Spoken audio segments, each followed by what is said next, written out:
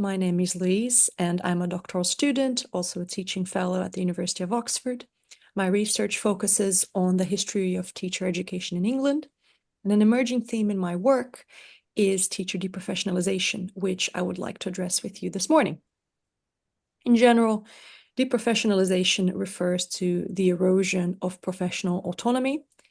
It happens when professionals lose control over their work, are subject to performance metrics, and find their roles increasingly defined by standardized procedures. For teachers, this of course means less freedom to decide what and how to teach, and more reliance on mandated top-down curricula like Warwick was evoking, standardized testing and accountability measures like school inspections. So teachers in England have seen their professional autonomy eroded by a series of reforms. Central to this is the national curriculum, which mandates what teachers must teach and how they must assess students. This, of course, has been turbocharged in recent years since the mid-90s, with an inflated importance given to standardized testing like SATs and GCSEs, which pressures teachers to focus on exam preparation rather than more holistic educational goals.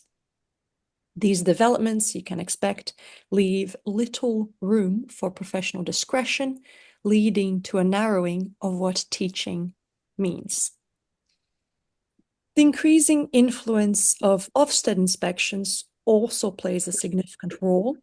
Ofsted's focus on data-driven results forces schools to prioritize measurable outcomes, such as stats scores and performance targets.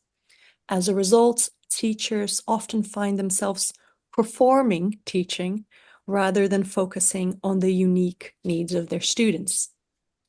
The deprofessionalization of teachers is a tragedy, not only for school staff, but for students as well. Without professional autonomy, teachers cannot cater to their students' needs. Creativity and spontaneity, everything that makes school fun in the first place, is stifled in the classroom. And as a result, students receive a narrower, less engaging education focused on passing exams rather than on their holistic development. Additionally, as has been so poignantly preempted by the previous speakers, the rise of multi-academy trusts since 2010 has led to a managerial approach in education where state schools are increasingly organized like for-profit businesses. In these systems, teachers are subject to performance management regimes that resemble corporate oversight rather than educational leadership.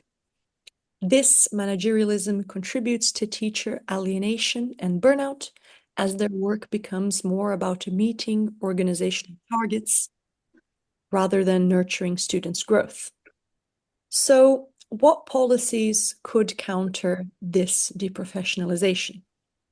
I know I'm preaching to a very receptive choir this morning, and there's a limit to what any of us here can do. I suspect at the heart of this issue of teacher deprofessionalization lies a lack of political will rather than a lack of knowledge about what's going on. Be that as it may, I offer several policy changes that could be implemented to restore professional autonomy. May it serve as a guide to action in our own respective contexts. 1. Teachers need to be represented in curriculum design.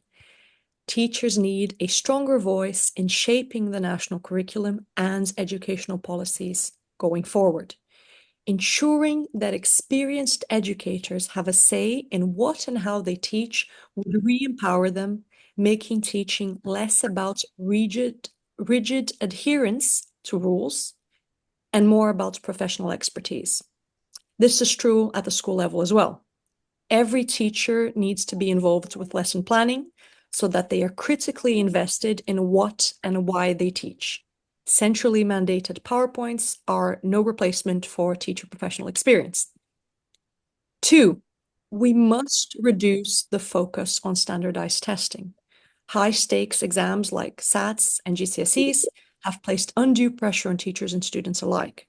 shifting towards formative assessments which allow teachers to adapt their teaching methods to students' needs could help reinstate the professional judgments teachers once held. 3, the role of Ofsted needs reform. Rather than focusing solely on data and metrics, inspection should look at more holistic indicators of student and staff well-being and school culture.